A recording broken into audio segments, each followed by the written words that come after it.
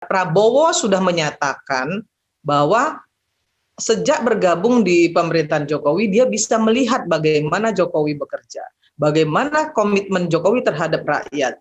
Disampaikan loh ke publik oleh. Kalau kemudian Fadlizon mengatakan sebaliknya, artinya Fadlizon nggak percaya dengan Prabowo. Itu aja kuncinya. Fadlizon nggak percaya dengan atasannya sendiri. Itu sudah jelas kok.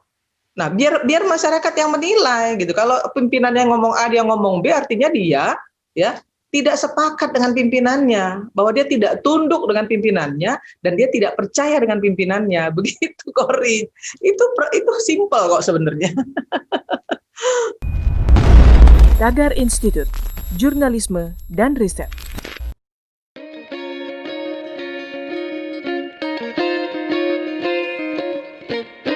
Halo Tagarians, para penonton Tagar TV dan juga pembaca Tagar ID. Ketemu lagi sama saya, Kori Olivia.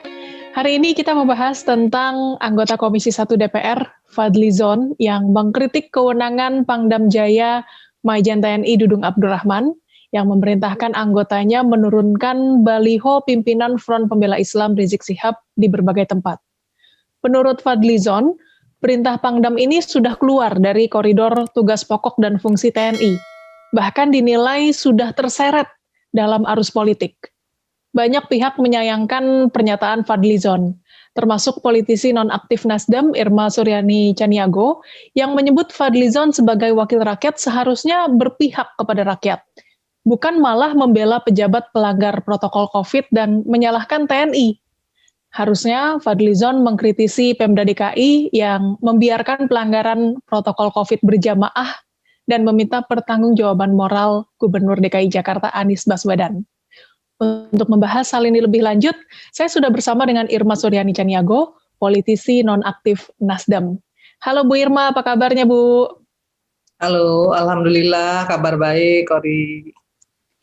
Bu Irma, dalam tulisan opini di Tagar, Ibu menyebut Fadlizon tidak cermat membaca undang-undang ketika mengatakan Pangdam Jaya memerintahkan pencopotan baliho HRS sudah keluar dari tugas pokok TNI. Ini bisa dijelaskan, Bu, seharusnya bagaimana sih? Ya, sebagaimana yang saya sampaikan di opini, bahwa ya pemerintah daerah, undang-undang pemerintah daerah yang berlaku saat ini adalah Undang-Undang Nomor 9 Tahun 2015 ya, tentang perubahan kedua atas Undang-Undang Nomor 23 Tahun 2014 tentang pemerintah daerah. Jadi bukan Undang-Undang Nomor 32 Tahun 2004. Nah, itu yang dikutip Fadli dan itu salah gitu, itu salah, itu keliru. Maka kemudian ya, saya ingin sampaikan bahwa wakil rakyat itu kalau bicara ke publik harus memiliki dasar hukum yang jelas, apalagi kalau mengutip undang-undang gitu ya, jangan keliru. Ini akan direpresentasikan masyarakat sebagai sesuatu yang konyol gitu ya. Menyampaikan undang-undang tapi keliru gitu. Akhirnya apa? Akhirnya isi dari yang disampaikannya pun juga keliru dan ini berbahaya menurut saya. Baik, ini Bu Irma juga mengatakan Fadlizon harusnya minta pertanggungjawaban moral kepada Anies Baswedan. Ini maksudnya gimana, Bu? Iya jelas dong, ya. Kerumunan berjemaah itu ya, pelanggaran terhadap protokol COVID itu kan dilakukan di wilayah DKI. Nah, wilayah DKI itu menjadi tanggung jawab gubernur sesuai dengan otonomi daerah, kan gitu. Menjadi tanggung jawab gubernur, maka kemudian gubernur harus bertanggung jawab terhadap pelanggaran protokol ini, gitu. Kok malah nyalahin TNI, gitu. Ini yang saya nggak ngerti, gitu. Di mana fungsi kontrol anggota dewannya gitu loh, kok salah melakukan kontrol gitu, harusnya kepada gubernur Fadli melakukan kritisi, bukan justru kepada TNI yang mencopoti baliho misalnya seperti itu. Ini keliru besar gitu. Jadi gini loh, saya ingin sampaikan begini, bermain-main dengan politik praktis silahkan saja sebagai politisi, tetapi saya ingatkan kembali, janganlah sampai melanggar undang-undang, kemudian justru ya memperkeruh suasana dengan justru membenarkan pelanggaran-pelanggaran yang dilakukan oleh oknum-oknum tertentu. Itu nggak benar, gitu ya. Itu nggak benar dan itu nggak boleh dilakukan oleh wakil rakyat. Ya, begitu kan. Baik, Bu Irma. Oke, Bu Irma, Fadlizon ini kan politisi Gerindra. Selama ini dengan pernyataan-pernyataannya ditujukan kepada Jokowi dan pemerintah sangat kuat rasa oposisinya. Padahal Prabowo Subianto, Ketua Umum Gerindra, adalah Menteri Pertahanan di Kabinet Jokowi. Ini gimana nih komentar Bu Irma mengenai ini, Bu? Ya, saya bisa sampaikan begini. Sebenarnya kalau suatu partai politik sudah menentukan sikap untuk berkoalisi dengan pemerintah, ya, masuk dalam kabinet, tentu harusnya ada pertanggungjawaban moral. Nah, terkait dengan kritisi kepada misalnya program-program pemerintah yang memang dianggap kontraproduktif misalnya terhadap kesejahteraan rakyat dan lain sebagainya, silakan lakukan kritisi, gitu ya. Tapi bukan menghantam pemerintah tanpa dasar hukum yang jelas. Menurut saya ini tidak bertanggung jawab dan nggak fair, gitu ya. Mau kursinya tapi tidak mau mendukung, itu juga nggak benar, gitu. Artinya tidak ada pertanggungjawaban dari partai politik tersebut ya pada keputusan yang sudah diambil, dan ini merupakan diskursus yang buruk ya partai politik kepada publik. Gitu, Kori. Menurut Bu Irma, bisakah ini disebut Gerindra bermain dua kaki? Kenapa nggak bisa? Tentu masyarakat akan mengatakan itu. Tentu masyarakat pasti akan mengatakan itu, ya. Apalagi konstituen-konstituen dari misalnya kelompok koalisi pasti akan menyampaikan seperti itu. Tapi kalau konstituen dari oposisi pasti akan mendukung langkah yang dilakukan Fadlizon. Tapi yang harus diingat adalah Gerindra hari ini adalah kawan koalisi, bukan lagi kawan oposisi, gitu. Jadi udah salah tempat ini sebenarnya. Mainnya menurut saya sudah gimana ya? Ini permainan abu-abu gitu ya, yang dilakukan oleh 1-2 politisi gitu ya, yang bermain di sisi kanan dan di sisi kiri gitu. Ini juga nggak benar gitu ya. Ini juga harusnya nggak boleh dilakukan seperti itu. Tapi sekali lagi saya ingin sampaikan, kritisi kepada pemerintah itu perlu, karena pemerintahan yang absolut pasti akan jadi otoriter. Saya sendiri mengapresiasi setiap kritisi-kritisi yang disampaikan oleh politisi-politisi dari partai manapun kepada pemerintah, karena itu namanya kontrol dan itu boleh dan harus dilakukan oleh wakil rakyat gitu. Tapi dasarnya juga harus jelas, harus fair gitu loh. Jangan kok isinya ngantemin terus gitu ya. Terus mana fungsi-fungsi lainnya gitu loh. Ya, fungsi legislasinya gitu. Jangan kemudian fungsi legislasinya diacak-acak, malah statement terkait dengan regulasinya nggak benar tersampaikan ke publik. Ini juga bahaya menurut saya. Nah, kalau menurut Bu Irma, segala komentar Fadlizon ini yang terutama komentar-komentar yang nggak enak ya kepada Jokowi dan pemerintah, kira-kira itu inisiatif pribadinya atau atas restu Prabowo? Saya kira begini ya, Prabowo sendiri sudah menyampaikan ke publik mendukung penuh pemerintahan Jokowi, gitu ya. Kan sudah jelas dong ya, Prabowo sudah menyatakan bahwa sejak bergabung di pemerintahan Jokowi dia bisa melihat bagaimana Jokowi bekerja, bagaimana komitmen Jokowi terhadap rakyat, disampaikan loh ke publik oleh. Kalau kemudian Fadlizon mengatakan sebaliknya, artinya Fadlizon nggak percaya dengan Prabowo. Itu aja kuncinya. Fadlizon nggak percaya dengan atasannya sendiri. Itu sudah jelas kok.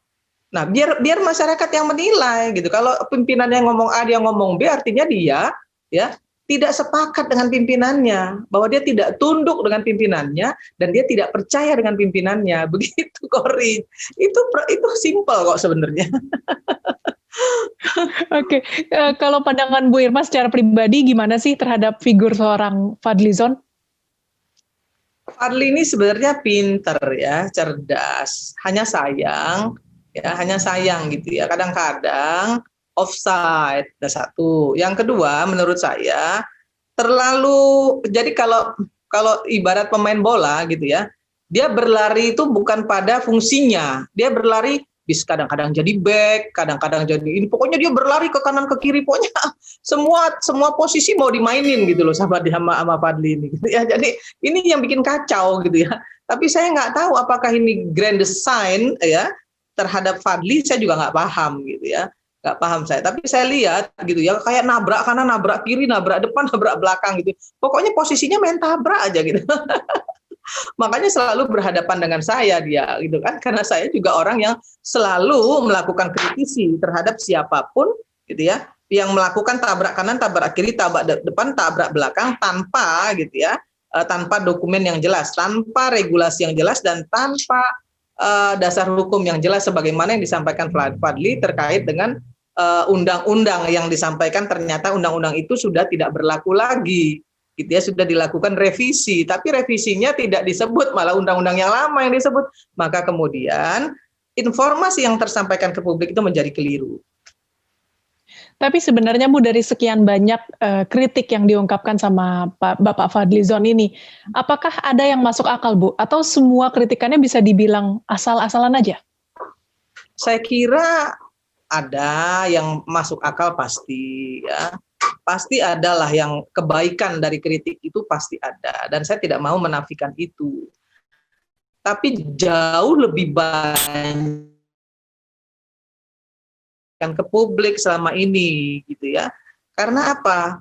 Karena kalau kita fair gitu ya terhadap pemerintah sebagai politisi maupun sebagai wakil rakyat, maka ketika pemerintah benar, pemerintah baik, pemerintah bagus, sampaikan kepada publik bahwa ini dilakukan benar, ini dilakukan baik, yang ini sudah benar, yang ini sudah baik, dan yang ini belum, dan yang ini kelebihan dan harus dikurangi, misalnya seperti itu. Itu sebenarnya politisi. Jadi lakukan kritisi, jangan kriminalisasi, jangan provokasi. Nah ini kan yang kebanyakan yang dilakukan provokasi gitu.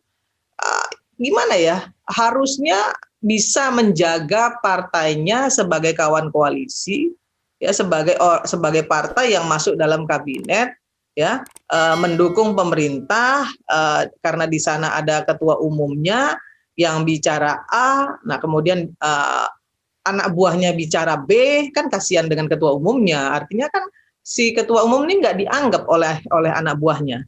Secara faktanya gitu ya, secara faktanya Fadli ini tidak patuh kepada Prabowo, tidak percaya juga kepada Prabowo, karena apa yang disampaikan Prabowo tidak dia lakukan, dan dia melakukan hal-hal yang lain yang di luar apa yang diperintahkan Prabowo. Saya nggak tahu ya kalau perintahnya di luar itu ternyata berbeda, saya nggak tahu. Tapi artinya yang disampaikan ke publik adalah Prabowo mendukung Jokowi secara penuh dan menyampaikan apa yang dilakukan Jokowi selama ini sudah on the track. Apakah Fadlizon cenderung membela Rizik Syihab dan gerakan 212, Bu? Ya, kalau itu sih nggak usah ditanya lagi, Kori. Udah jelas faktanya gitu. Dan saya nggak ngerti apa maksudnya gitu ya. Sebenarnya saya kira kalau ada hal-hal yang benar dilakukan oleh Fadlizon gitu ya, ya kita juga nggak ada masalah kok kontrol itu. Ya kalau Fadli melakukan kontrol dengan benar dan jelas, sebenarnya nggak ada masalah. Tapi kan ini yang dilakukan selalu tabrak kanan, tabrak kiri, tabrak depan, tabrak belakang, nggak ada yang benar gitu. Cuman dia aja yang paling benar. Karena bedanya dia sama Rocky Gerung sama aja. Baik, ini pertanyaan terakhir Bu Irma. Menurut Bu Irma, bagaimana seharusnya Fadlizon bersikap kepada Jokowi dan pemerintah? Saya tidak ingin meminta dia suka dengan Jokowi. Saya tidak ingin meminta dia mendukung Jokowi kalau dia tidak mau mendukung Jokowi, karena itu hak pribadi. Ya, tetapi ini dia, ada tanggung jawab moral ketika partai tempat dia bernaung ya memutuskan untuk mendukung Jokowi, maka mau tidak mau, suka dan tidak suka, harusnya beliau patuh kepada Prabowo sebagai ketua umumnya. Gitu. Kalau mau melakukan kritisi silakan, tapi kritisi ya, bukan provokasi. Itu aja. Kritisi bukan provokasi ya. Fadlizon harus melakukan bukan provokasi, dan selama ini Fadlizon lebih banyak melakukan provokasi daripada kritisi. Itu Kori menurut saya. Baik Bu Irma, terima kasih Bu Irma untuk waktunya, sehat dan sukses selalu Bu Irma. Salam. Baik Tagarians, demikian perbincangan saya bersama Irma Suryani Caniago, politisi nonaktif Nasdem. Subscribe YouTube channel Tagar TV dan klik loncengnya juga untuk mengikuti video menarik membahas topik terhangat hanya untuk Anda. Dan selalu ingat 3M, memakai masker, menjaga jarak, dan mencuci tangan. Saya Kori Olivia, Tagar TV.